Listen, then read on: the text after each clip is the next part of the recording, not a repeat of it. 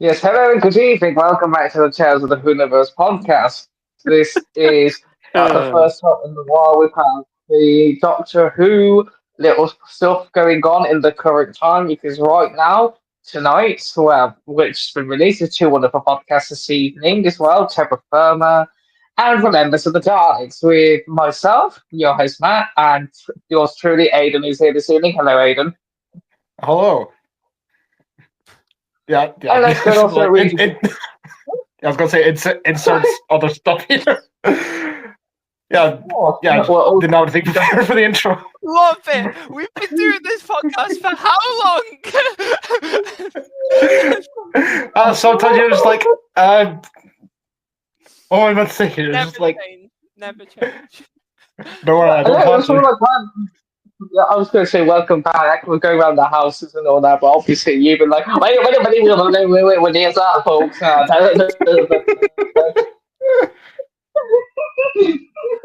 Hello, Adrian. Well, welcome back again for your third time on here this week. Oh, yeah, well, we've got locked him in the dungeon. He's alive and well. And then, let's go around the houses. It's the bird that must be feared with the opinions that are near its raven. It's the bird. It's the plane. I don't know what the fuck I'm doing either. Anyway. Hello. Yeah. Hello, everyone. It's also returned into the house. It's the one, the only, non Kigana herself, Keegan. Hello, Keegan.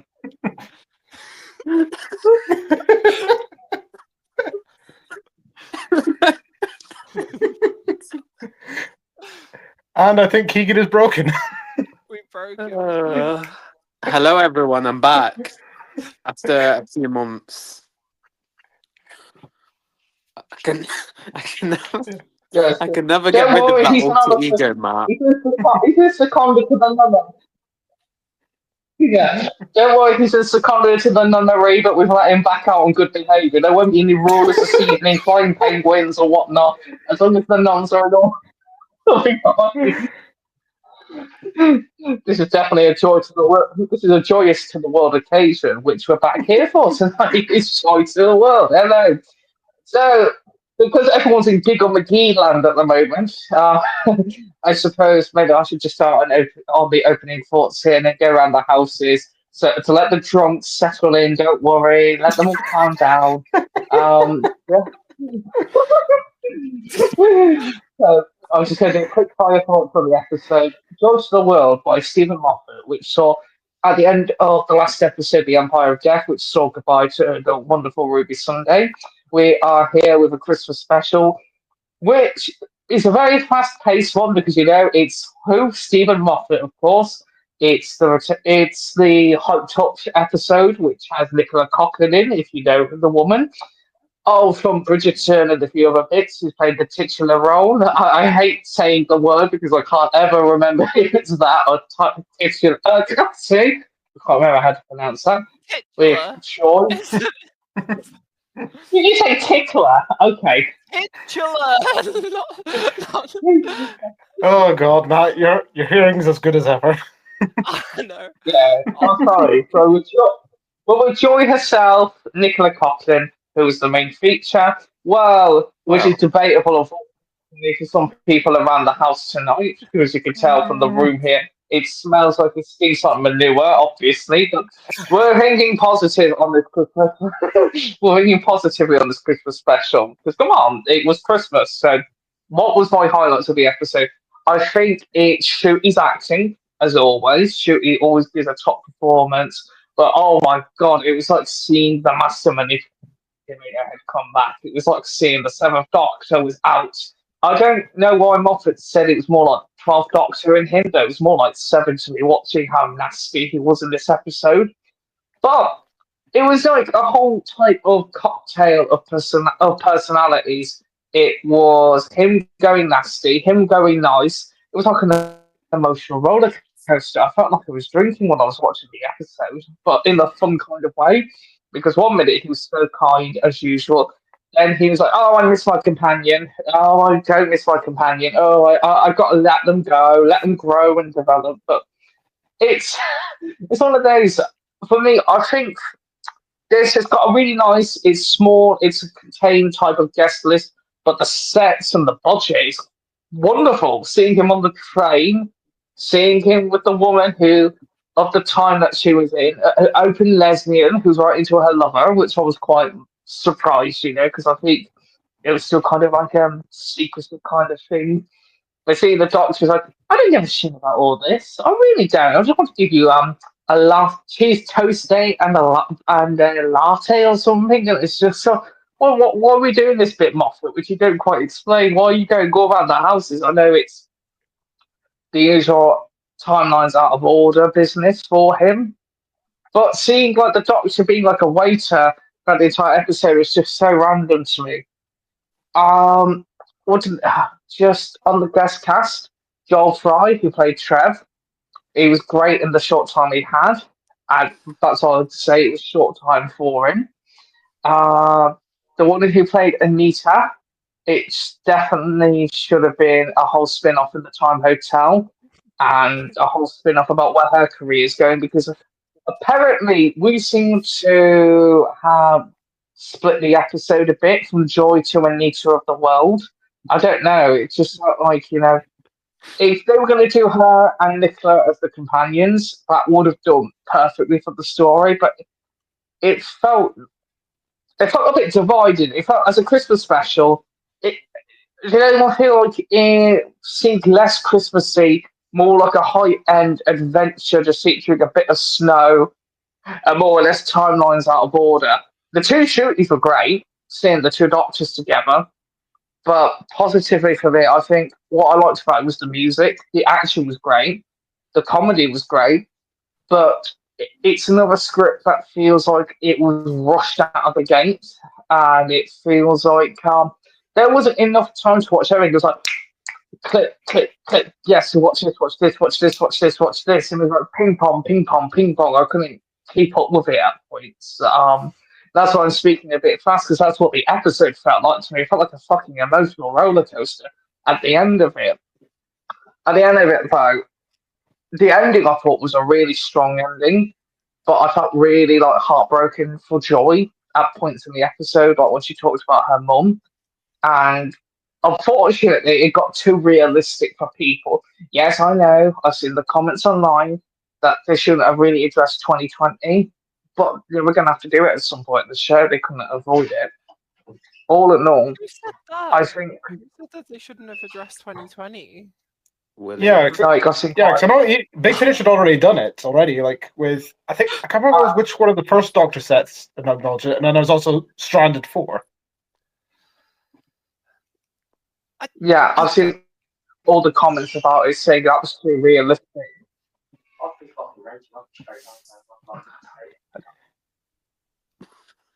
What I was going to say to that, for me, for Joy to the World, I just think it was absolutely a good story, but I just think the biggest problem that I had with it was it just felt like the main character that you sold, Nicola, who's absolutely a wonderful person, is how do I put it? She feels more like a guest companion in her own story, and Anita felt like the main companion. But apart from that, it felt like you were investing more time in the other characters than the main one. But I think the nicest surprise for me was the other surprise we got was seeing Millie back, because obviously Millie wasn't in it originally. Like we thought she wasn't going to be, but it was nice to see Ruby Sunday. But all in all, I think Joy to the World is a good episode. But in terms of as a Christmas special, as I said, in a Christmas special sense, if you took the snow out of it, it could easily fit into the season itself, because it felt like it was a bonus episode added to Christmas. It didn't feel like a Christmas special at the church on Ruby Road did to me. But I'm going to open up the house, so I know Raven's going to have the longest on this one. So before we delve into the evilness and the itching of Raven, does anyone want to go next? Because otherwise, this podcast is going to turn into the 6-hour edition of the Cider Cup. I mean, I'm all right with letting Raven go first. Okay. Just making I sure. was gonna Just start making sure. positive though. I was gonna start positive so you can go. It was. Why was it called Joys to the World? Because it's a phrase that goes around Christmas. You get it? That I didn't. and also plus Anita to the World didn't really have a good ring to it, so Yeah. Very wasted. Nicola was wasted. I felt like the whole episode was rushed and I didn't know where it was going. And it didn't feel Christmassy at all, I will say that. Apart from the snow here and there, it felt like, I agree with Matt, it could have been a bonus episode in the season. They've just added a Christmas theme to it. But I don't agree that Nicola was the main character of the episode. I do agree it was Anita, and I felt some of the characters were in it that were wasted. The Solarian was wasted. The Trev, we need justice for Trev. Very wasted. He kept giving me David Williams vibes, and like I was just like, I wanted Trev to die sooner. oh All god! right, Raven. Oh my god! A bit dark. It just, I don't know. There was so much going on. Like we went from the train scene to the dinosaur scene to that tomb scene. It felt very rushed. The ending was nice. I know a lot of people online are saying, well, from what I saw, that Joy. Apparently, I won't look at apparently, Copyright. from what I all saw right, on Twitter, people. You can do it, Keegan. It's so stupid. People are saying that Joy killed her mother, which One guy is saying that she Yeah, just one guy out of surprisingly a lot God of knows how people many. are agreeing with him as well on that post. From what I saw, which I don't fully understand the context of how she even did that, but the Doctor Who fandom, as you will. Yeah. But overall episode, it was okay. It wasn't great, and it's probably not on my high list of Christmas specials, which kind of hurt me, to be fair. And to say the villain of the episode was a suitcase, it was very. Honestly, they're the suitcases are the most terrifying villains since Faction Paradox. Yeah, It was a case bit closed. wild. But, Really, Matt? and to say Stephen Moffat wrote it, yeah. it's a bit maybe could have been better. I'm not going to hate on it as much. But to be honest, to Moffat, he did think that Boom would have been the last time he ever wrote the show, and he said this might be the last time. He doesn't know when he's going to do his final episode, but that's why he wrote it like it was his last. He's like, all right, this will be the last one. Russell's like, do you want to come back? And he's like, okay. I don't know. I've just never felt when he's wrote a Christmas episode where the main characters are not actually the main part of the episode. Okay, Shooty was, but the other half wasn't. And I don't know. I think they got the characters of who was leading it very wrong. Joy is in 3 scenes. Yeah. In the whole, she's in the hotel bit where she says about like 5 words, and she's like, "Oh, I'm not being let in the conversation," and then she gets possessed by suitcase. She's in the dinosaur like scene and like the bit in between, and then she fucking dies at the end.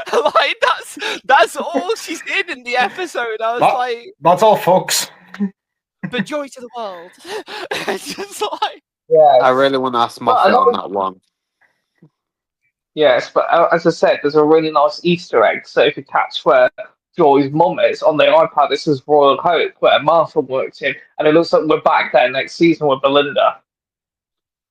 Yes, that's very I'm hopeful,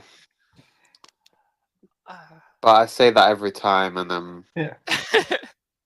I'm fingers crossed for a decent season. Your face looks more cracked than a dealer right now with your emotion. No, to say I only enjoyed 3 episodes out of the first season, it hits where normally on an average season I enjoy most of it. So fingers crossed the actual storytelling for next season's good, but it seems it's going to be a repeat of the same.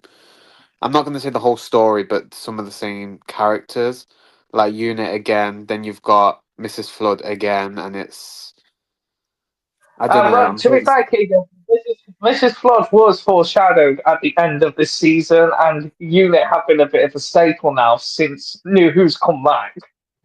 But I hope that's not the only things they're going to use every season, because it's add new characters into it as well. But I don't know. I'm guessing Millie's hardly going to be in the first half, which saddens me actually. And Belinda seems like a recopy of Martha Jones from what I'm seeing so far. Well, you never know. She might actually have a good year, and there was a year that never was. If they pull in the Master and do that whole thing again, then I can agree. But then let's just see when the next season goes. Yeah, it'll just be the sound of drums again, except instead of the fob watch, it's just going to be the tooth. No, if this is Flood, I guarantee this. Those little binoculars I had, they'll be going like 1, 2, 3, 4. I'm excited though. Maybe it'll be good with the new companion, or will they do a new whole retelling of Clara where it's who is this woman? Why have I seen her before? I hope not. Do you know what? Before we get into Raven with your negative thoughts on this episode, this is the shortest podcast we've done of a Christmas special, so might as well just fill the time with it.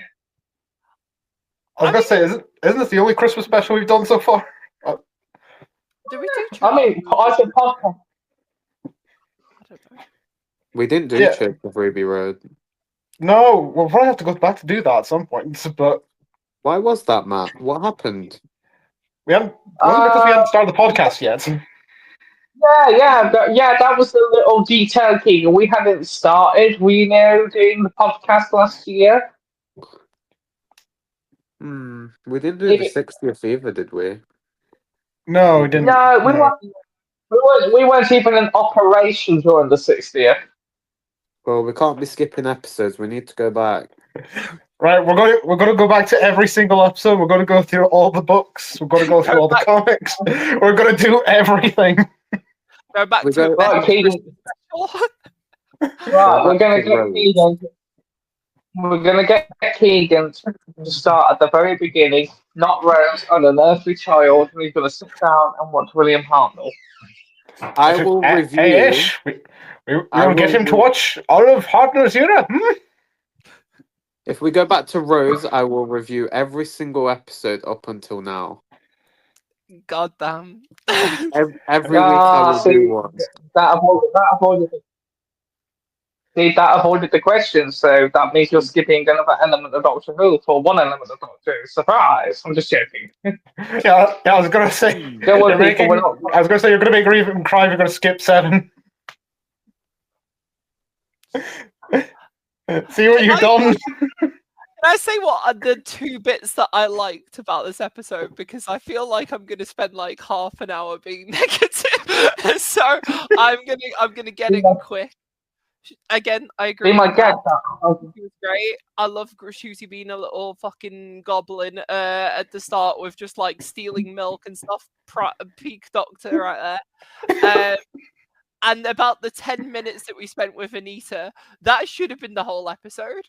It should have just been like, oh, Doctor, it has adventures and stuff, and this is just like the adventure should have just been in the background, and it been like, what happens when the Doctor has to spend time and like stay with someone, and make it more Christmas themed around that. It was the best bit. So I like those bits. Those were the good bits.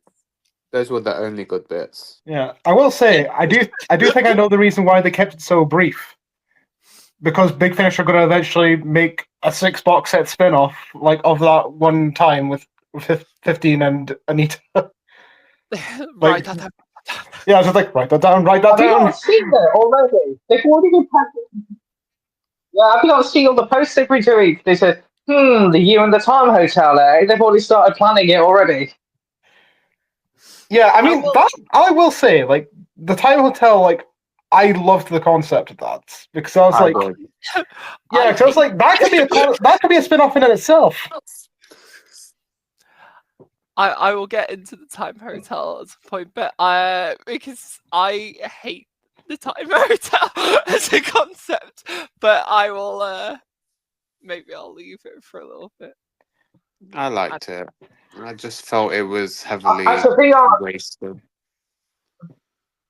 If that was a real experience, the Time Hotel, where you could walk into different like historical things and you could learn from it, I'm all for something like that in real life. But in a show like The Doctor, we expect it to be a whole time hotel. You've got a whole staff, and you're telling me none of them know what's going on in the attendees' room. I'm ever so sorry, you can't get in there. You have to have certain access. Is that code for you need to pay more to this VIP honeymoon suite? Yeah. Also, at least they mentioned that the whole hotel was paradox proof, because otherwise, Jesus Christ, Faction Paradox will be having a field day. That Time Hotel reminds me heavily of the. Let's see if River Charles. What was it called? Is it a hotel? Where Amy and Rory was in, and there was the whole Minotaur thing. In God Complex. Yeah, it reminds me similar of that. In terms of the different rooms and the scenes. Yeah. I've seen people compare. Can I break? I've seen people compare it to that because you've imagined another David Walliams popping on. Yeah, and not a fucking David Walliams too. The fucking Walliams thing. The Time Hotel unfortunately does kind of break the entire episode. So bear with me, right? Okay. So it establishes in the year 4202, right, in London, there's just a time hotel. So it establishes that the human race has time travel technology well enough to commercialize it into a hotel. Like, it's not a big deal. They can, like, just time travel all over the place. Why the fuck does Villain Guard even need the hotel then? If time travel is so readily available that it's in a hotel, why can they not just time travel back 65 million years ago themselves and put the starseed somewhere? Like, why even go through the hotel if it's that readily available? For the milk and the cookies. Just for the milk. Yeah, and obviously just because why not? They just need a holiday as well. Like, and they couldn't get time off, so they just put it at the same time as the mission. I'm not crazy, right? And like, what is special about the Time Lords anymore in Doctor Who? Like, if everyone can time travel and everyone can put different periods of history in just hotel rooms and stuff, why is it so special that the TARDIS is dimensionally like transcendental when like the entire hotel is like I don't know, it has a bigger problem in Doctor Who, in New Who, where like everyone can fucking time travel now, and I'm like, well, then the Doctor's not special then with the TARDIS, is he? Like, if people can just like book a holiday and go back to the fucking caveman times and stuff, I don't know. So I hate Villain Guard. Well, don't forget, Villain Guard's shares went down because of the Doctor, because he destroyed their weapons factory, so they've got to do something to compensate. In the future. The Ninth Doctor probably like defeats them in their future, so it's not happened. Just saying. But yeah, Time Hotel, like, it doesn't. I put like it. Sorry, I like I said, I have notes on how bad this episode is. It has no stakes, and the Time Hotel ultimately doesn't matter because the only part of the plot that the time hotel matters for is that they need an excuse to time travel. But if time travel technology is so readily available in the first place, you don't even need it for the story. And ultimately, they didn't really do anything with the time hotel other than pop into a room and go, "Oh, it's Everest. Oh, it's Orient Express." Literally. Wow, Yeah, how wacky and wonderful in a time travel show. You're showing me different bits of history. Like, wait, we're being shown different bits of history? What? I agree with mind that. blown. Why not just use the TARDIS then? Yes, it's a direct parallel to the TARDIS. Like, oh, a big kind of room that like you open a door and it's a different bit of history. There's a direct parallel to the TARDIS, to the time hotel. No parallel made, because that would require better writing than this episode has. So yeah, it's not good. It's not good. It's not good enough, Moffat. Yeah, my boy let me down. And like, sorry, this is so gonna turn into the Raven rant. Yeah, like, right, I'm just getting around to renaming the podcast. Yeah, because like, you know, so like the woman who like is writing a letter to her loved one and stuff. Moffat's done that joke already of, you know, the bit where like the doctor like assumes like, oh, it's a he, and she's like, oh, it's her actually. Look how progressive I am. Yeah. He's done that joke already with Canton Everett Delaware III in fucking Impossible Astronaut, where like Nixon like goes to pardon him and he's like about like, oh, like going to marry like someone. You know how like he gets let go of the FBI in Day of the Moon and stuff, and Nixon's like, oh, is the person you want to marry black? And then he's like, well, I think, you know, we can resolve that and stuff. And he's like, yes, he is. The character's gay. It's like, you're ripping yourself off. You've done this joke already. So yeah, that was another thing of like brownie points for lesbian rep, but only in a throwaway line where it doesn't matter at all. Fully. Just the whole. It wasn't very thought out properly, was it? No, not at all.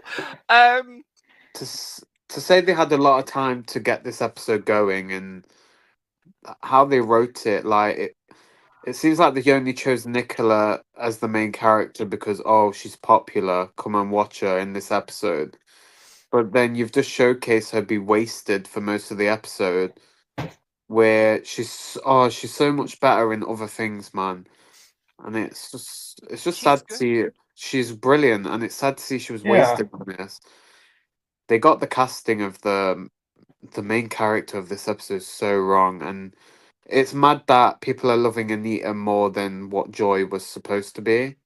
Yeah, it says a lot, and I think it's because Joy as a character isn't very well defined, really. Because like, no, I tried to sort of pin down what her character traits were, because like, again, she's only in like 3 scenes in the whole episode, and like, I think most of those she's possessed by the suitcase. So, the suitcase of death. Ooh. And like her death scene at the end, is it meant to be uplifting and like a positive thing that she becomes a star? Because like I felt like existential dread in that like okay. Picture this, right? So this random woman called Joy, who's lost her mother, very sad, like, you know, she's experienced something that like a lot of us experienced during 2020 of not being able to be with a loved one when like they passed away. That's pretty much the only thing that we know about Joy's personality, that and she follows rules. Right, those are her 2 defining character traits. 5 minutes into meeting the Doctor, she's willing to sacrifice her life to become a celestial body and like lose her human form. Like, is she conscious as a star? Like, did I miss a page? Is she consciously experiencing being a star in the sky in space away from anyone? Like, I feel like she's lost all of her identity and like people around her. Like, I don't know. I don't get how that's meant to be uplifting. I don't know. No, the scene of her in the hospital was sad. Like, I felt something. It was really sad to watch. But as a character, I just don't care. Like, I don't have an opinion on her other than she was wasted, and she's not a character that I'm gonna think about later on, or she's good, or she was great in that episode. Bring her back, because I don't think she'll ever be back, and it's just sad. It's a waste of time, and I guarantee Anita will come back in some fingers crossed for capacity. that. I don't know, because they've done this. Moffat's done this before, where they've like introduced a character that would have been a great companion, and then never used them. Like, was it Shona in Last Christmas? I think it was, where everyone was like, "Oh, she'd be an amazing companion," and then, like, never saw her. She was going to be, apparently, before he found Pearl Mackie. I heard he mentioned it on the Doctor Who podcast. Oh, that would have been. I love Pearl Mackie though, so yeah, we got lucky with that. Yeah, it was good. Well, Faye Marseille, obviously, she's also a bit of a big name herself. She's just also done Andor recently, which, funny enough, Varaday, who's also coming into her next season, was on there with her. Will she be good though, Matt? That's the question. I was like, will she be good? How will Cuphead affect the season 2? Yeah, sorry, that was just the main thought when I saw that trailer for season 2. Just like, oh my god, they're bringing Cuphead to Doctor Who. I quite like that trailer. To be fair, it was a good trailer. Right, do I have any more thoughts about Joy to the World besides Raven's entire PowerPoint presentation? It needs to be renamed. Anita to the World. Anita to the World. I like that a lot better. Yeah. And take Joy off the poster for the DVDs. Put Anita on it. Why is she on it? Yeah. Why? Well, you know, it's funny because, as you say about Nicola being a very known name, this was the one who played Anita's very first appearance on television, from what I was told. Well done. She made a good first impression. Nicola? Yeah, this is her TV debut. No, the woman who played Anita, it's her first appearance on telly. And how great was she? Yeah. Incredible. 10 out of 10. Phenomenal. Yeah. And it just shows you that you don't need a lot of experience she's to be great. Nicola's so talented, but in this episode she was very annoying. Like when she was shouting, I was just like, what the hell? Yeah. Though she forgives the so I'm gonna have to call out the Doctor Who fandom, and I'm sorry.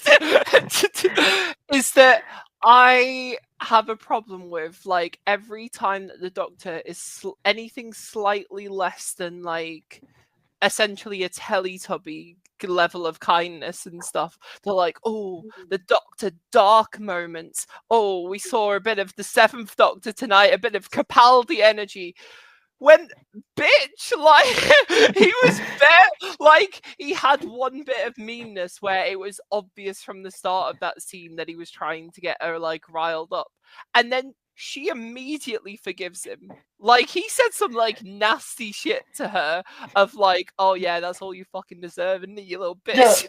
Yeah, that's like borderline, like almost like probably not much as like 7 saying to 8, you're an emotional cripple. But that was like grounded in like characterization and stuff, and like you've seen 7 and Ace together and stuff, and so and like because Seven has been shown to be manipulative up to that point, there is a bit of you that questions in that scene whether or not that's actually what he believes. Like, that's why that scene works in Curse of Fenric. It's not just hashtag Dr. Dark moment. Like, there is not a moment in that scene where I thought, oh, 15's gone like a real dick here. Like, oh, we're seeing a different side to him. It was like, nah, he's trying to save a life. Like, obviously, like, no shit. So I'm just like, I don't know. I'm sick of people lapping up like just drivel, like because the Doctor was a little meanie for about 10 seconds, but it's okay because Joy forgave him right after. That's okay. They're all good now. They're best buds, and she told him not to be alone. Friends. Friend.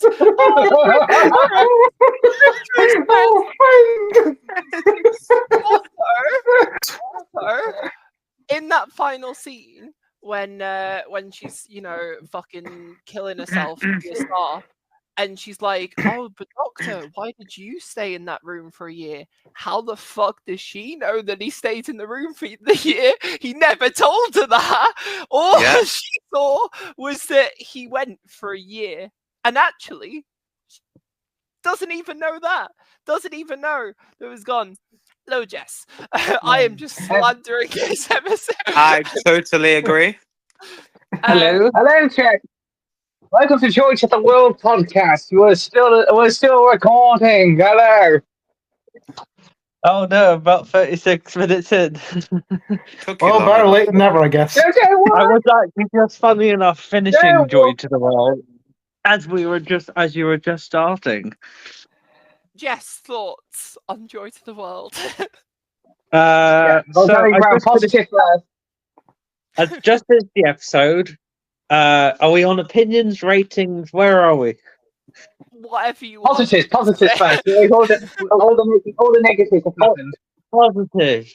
Jesus Christ was made up by Belengard.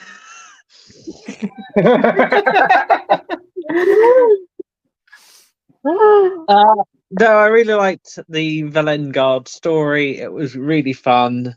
I really liked how. Is it bad to say how manipulative the Doctor was? I don't know. That was really cool. You've already covered it. Oh, the drama's starting. Not Matt just sipping the cup. That's not any of his business. And I really did like Anita. I hope she comes back. I have a leading theory on Anita, but we'll wait until we finish up with our leading theories into season 2 and whatnot before I talk about Anita any further. But the real question is, Jess, Anita or Joy? Anita. Yes. Thank you. That Joy was a bitch.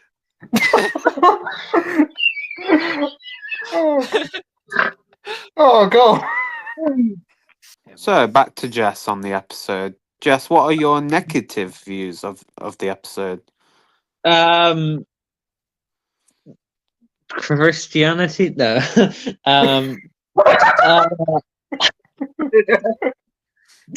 No, negatives.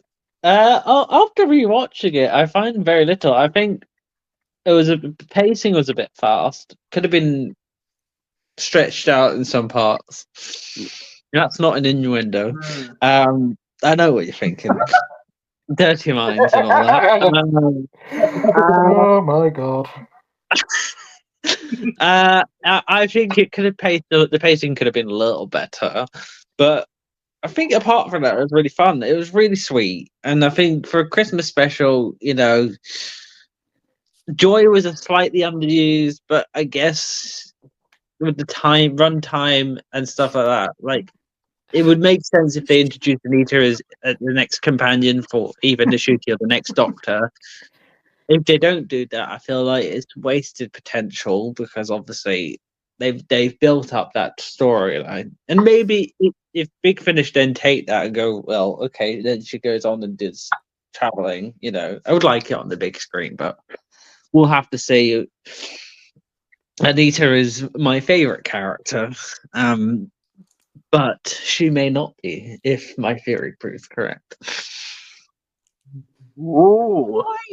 Why can't the Doctor just go back and see Anita? Why does he have to give her a job? like, literally, the end of the episode, he's told, like, don't be alone on Christmas, Doctor. You know, learn something. What if it's not alone.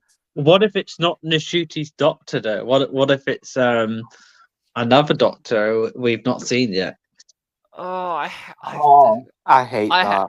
I hate this sort of like trying to put. No, it was clearly him. Clearly it was the meddling monk. Could have been the meddling. No, it was the meddling. It was the meddling drunk. God damn it, Matt. I'm sick of the reusing like the character drama, if you can call it that, of like oh, Doctor, find a friend, don't be alone. For one, as well, Joy's known the Doctor for like 15 minutes. Like, she doesn't know that he's alone on Christmas normally. Yeah. If even that. Excuse me. I hate to interject, but Donna Noble only knew the Doctor for a solid 15 minutes, and yet she saw him do shit. like she saw him kill the Rachnos, and like that's the whole point. Like, hey, don't be alone because you need someone to pull you back. Joy has seen the Doctor hang out with her, do nothing bad, and then she's like, you know, you're a really lonely soul, and you room, even though the only thing bad you saw him do was being nasty to her. That was about it. Which exactly. Whoa, true Seventh Doctor vibes right there. So Raven, why did you not like it? Because obviously it's already been recorded, but I've not heard about this yet, and I would like to know why you didn't like it. You can rewatch some of my highlights. Yeah, if we go back to it, we're going to be here all night. Oh, yeah, some other people. Right. It's a very long manuscript. It's longer than Lord of the Rings. It is. I am so tired of the Doctor doing speeches for people who are like dying or whatever, for people we've just met and don't give a shit about. Like, why the fuck is he doing this big heartfelt speech about the Silurian and everything? I've just met him. I don't care. Am I meant to feel anything in this scene? Like, oh, poor Elizabeth. What? Exactly. Well, poor Silurian manager. I'm sick. I'm sick of this. It's so overdone. And like for the one character that, like, I mean, I didn't care about Trev. I wanted him to die sooner, as already. But we at least spent some time with Trev. The one death that maybe we should care about. The Doctor doesn't know that he dies for like half an hour after it happened. I swear to God. And when he does find out, it's like, I don't give a shit. Why the fuck does Valengard keep uploading people's consciousness into like the artificial intelligence? It never works. That's what ruined Boom like for them as well. Why do they keep doing it? Moffat, well, since they're all going to weapons, I guess they're trying to be that. What was that thing back in Twice Upon a Time? You know, the glass people, that kind of thing. You know, when it was the whole afterlife and uploading yourself. Yeah, it's just weird how Valengard's plans have been squashed both times by the same thing, and yet they keep doing it. They're like, but this time, if we upload someone's consciousness, it'll work out, fellas. Yeah, like this time we're gonna get him. This time we've got it.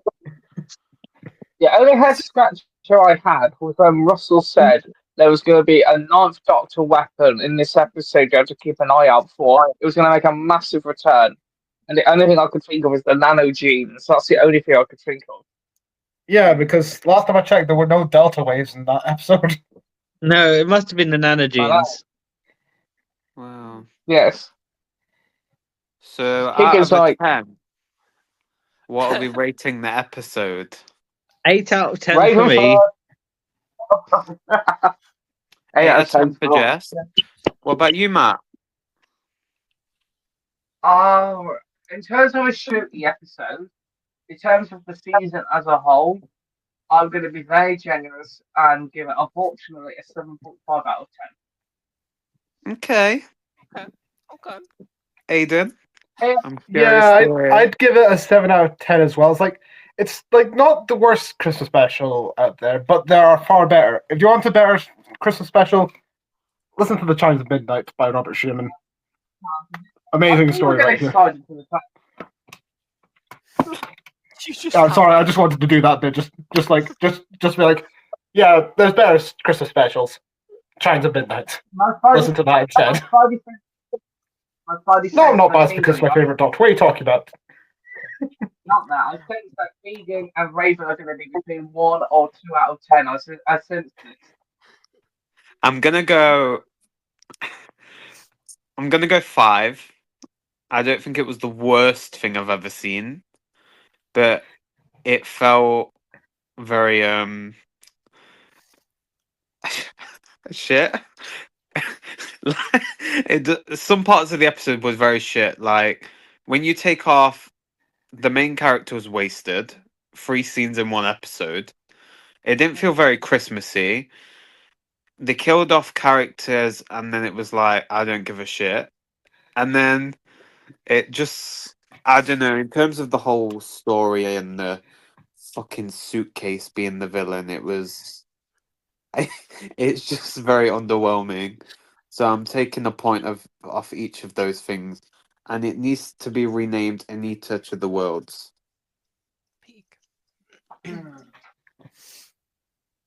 And finally, Raven, what's your scores at the door? Sorry. Oh, yeah. I'm dying.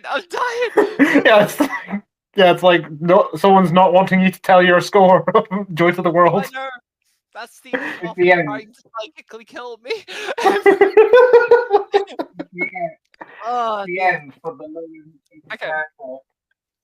Being honest and not just being like overly harsh, because like it wasn't the worst thing I've ever seen. Like there are genuinely like really, really bad episodes of Doctor Who, but like same as Keegan, I didn't feel anything other than bored. Like, I will say during the Anita scene, like, with the year that the Doctor spent with her, I genuinely enjoyed that bit. That's the one, that's the one bit, the whole episode, and like there were funny bits. I agree. Like when the Doctor gets given the plunger and he's like, is this armed? and stuff like. I genuinely like that bit. Should have just been the whole episode, not that specific clip, but the Anita bit. So like I don't know. For me, boring Doctor Who that doesn't do anything interesting is worse than straight up like bad Doctor Who. So I'd probably still say like a 3 or 4 out of 10. For me, it was the worst Christmas special. I'd rather stick on the Doctor, the Widow, and the Wardrobe, like genuinely, because at least has the scene. Because at least that has the scene at the end where 11 sees like Amy at the house and stuff. I agree. And like, that always brings me to tears, and it's like I can sit through the hour of shit of Doctor, the Widow, and the Wardrobe just to get to a scene where I actually feel something, and I'm like, this is a heart-wrenching scene that I'll always go back to, and it tugs. Like I just felt nothing from this, which when you're that bored allows you to nitpick bits of the plot that don't make sense and stuff, because I've got nothing better to do while watching it. So yeah, about like a 3 or 4 out of 10. I agree with that, and especially at the Widow and Wardrobe where he goes back to Amy and Rory at the end of it. It's like, okay, but why didn't you do it here when you're telling him he's lonely? Why didn't he go? Why didn't he go see Ruby for Christmas then? Or Anita, or like Kate Stewart or Mad Auntie Mel. Why not see them? And it's the same writer writing it, so yeah. Well, before we get further into this, just to have a quick sidestep, and apparently Moffat didn't read the script for the Empire of Death. Apparently, he's written he's read the finale for next season instead. So that's probably what's happened.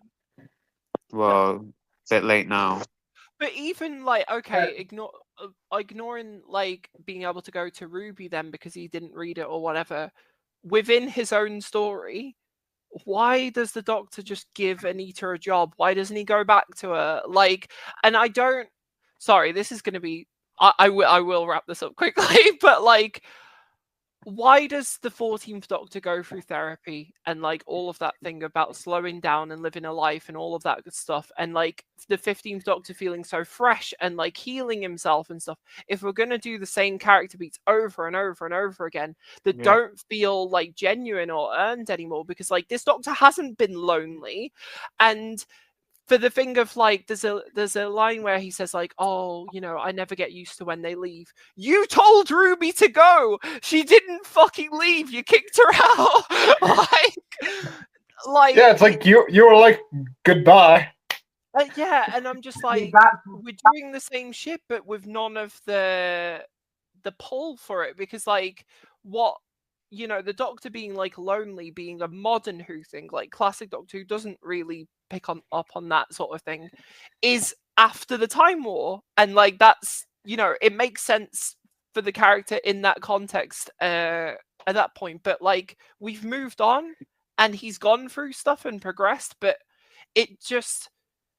He keeps having the same fucking character arc over and over and over again and never learning, and it's just boring. So anyway, sorry. Yeah, it just ran hollow. Yeah, as I said, for Moffat to have literally skipped the finale that we just had with Russell, the next year finale, that kind of makes sense. If he's trying to treat it within next year's mindset, he's not treating it with this year. He probably didn't even know Ruby had been kicked out of the TARDIS. That's why he's done her on a cameo basis. Well, this is probably what's happened. You should have like writers that read the whole story before you start writing in the first place. But also, what I will say with this episode, go back on your thing with the Dalek, like the little puns and joke. It's quite funny that we've had that twice now in Shooty's era. Mentions of the Daleks. First, Madame Mel mentioned her off screen and cancelled them, which never happened on telly. And secondly, now with that funny joke, I just feel Russell's setting up for them to come back. There's no way you're just doing jokes about the pepper pots and they're not coming back. I thought that was them in the season 2 trailer when there's the flying saucers over that city. Is that not the Daleks? No, it'll be those red men. It'll be those red men, the red robot. Shit. No, it's clearly going to be the Absorbaloff. Yeah, clearly the Absorbaloff. In club. Right, the Jabal aliens. You're like, damn it, the genuine article. Really, Warrior story meets the Absorbaloff. That's clearly what that trailer's showing. Aren't those robots from Sarah Jane Adventures? Or similar? I think they're the like same. them. I think they're the same type, Keegan. But you know, BBC, they like to reuse things. Yeah, and that's not a crime. I mean, we're bringing Sarah Jane into it. That makes those things canon. So yeah. Oh, that was my least favorite. Okay.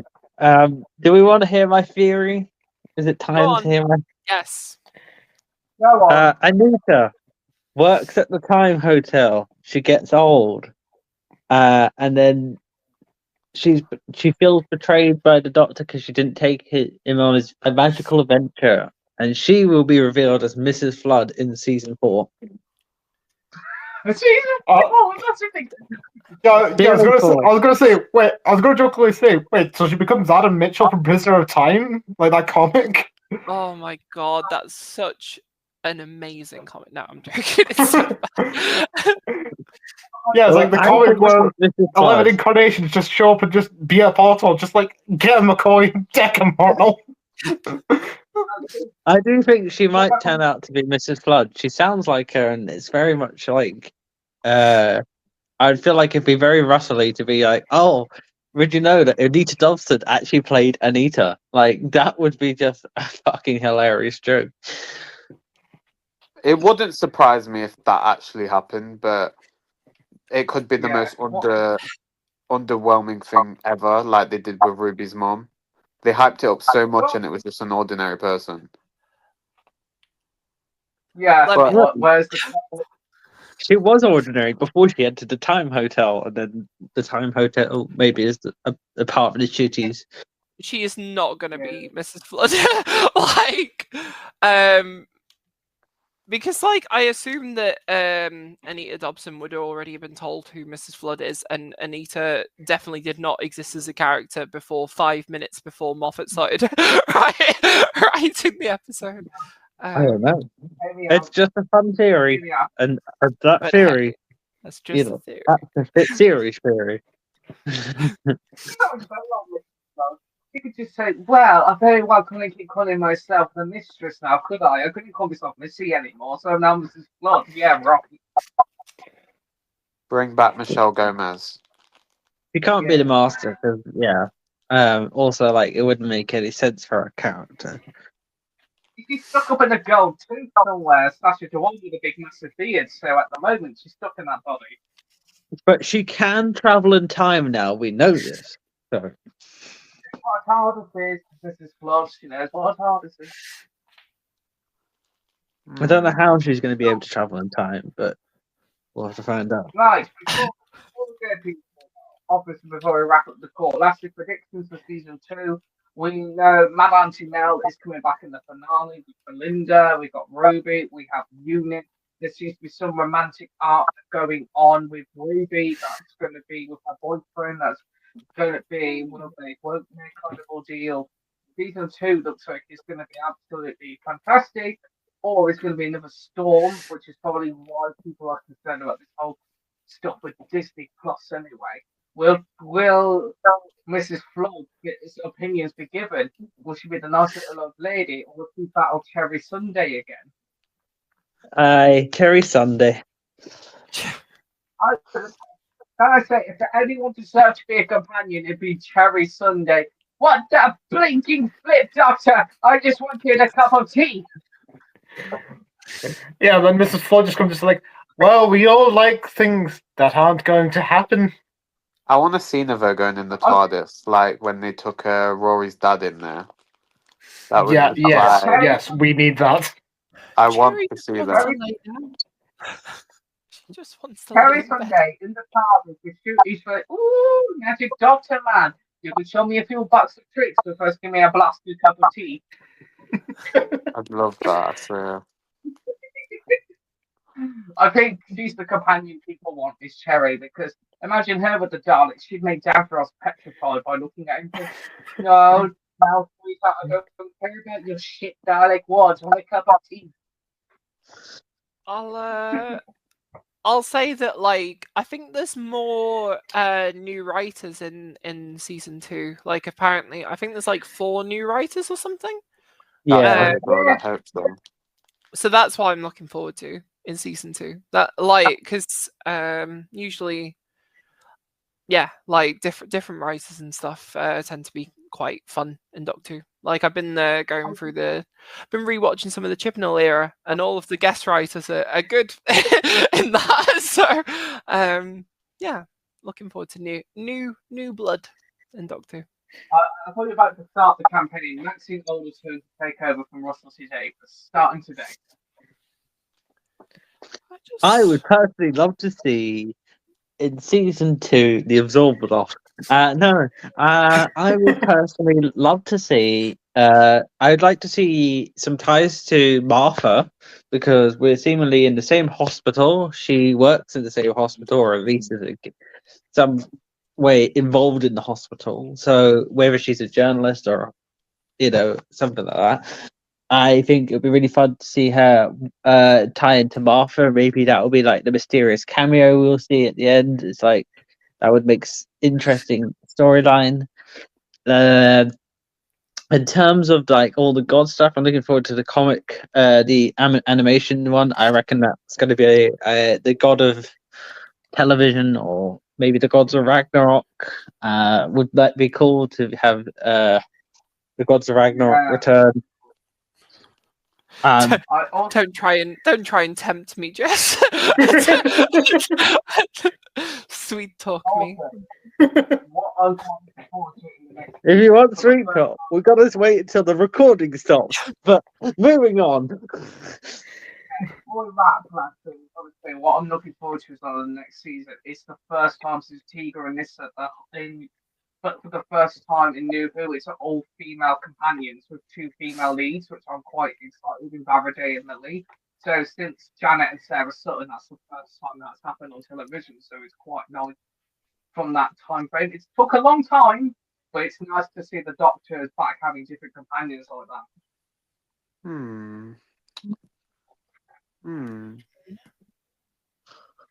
Agree.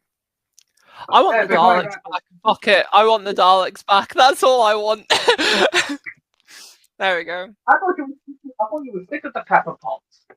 Nah, I would take a Dalek story like every year if they did cool shit with them. Yeah. I've always been a sucker for them. I agree. I mean, I'm still hoping for like a good Cyberman story, like with 15. We all want things, Aiden, that we're not going to get. What's that supposed to mean? There's been like 2 good Cybermen. Like, I fucking love the Cybermen. I prefer them to the Daleks, but I'll be the first to admit there's like 2 good Cybermen stories ever. And I hope one of them is World Enough in Time, the Doctor Falls. Yeah. That is. What about spare parts? I've included audios and there's a few more, but on TV there's like 2 or 3. Okay. Yeah, I thought you meant like just in general, be like, what, spare parts doesn't count? Yeah, because it's a 5th Doctor story. Fuck it.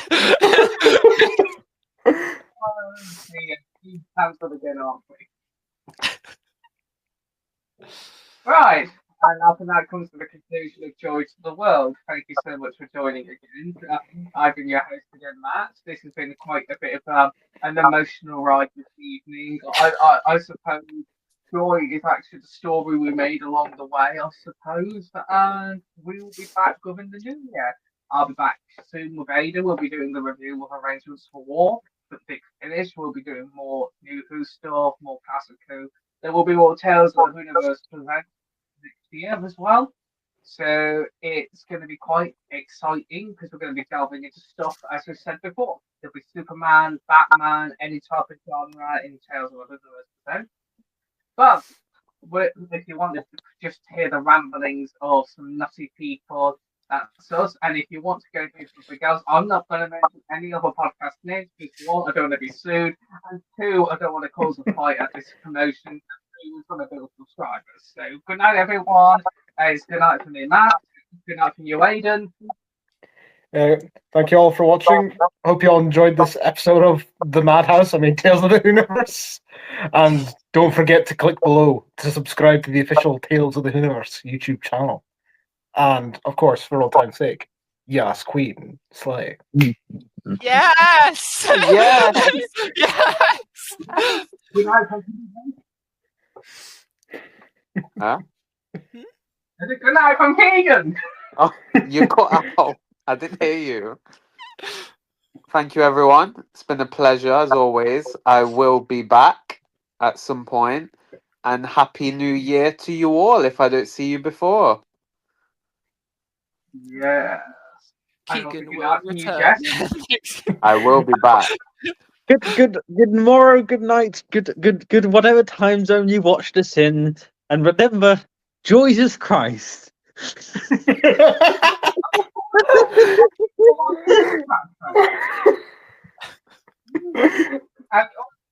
Good night from Raven the Bird. Good night, Raven. Yes, Queen. Slam. This is getting out of hand. Now there are 2 of us.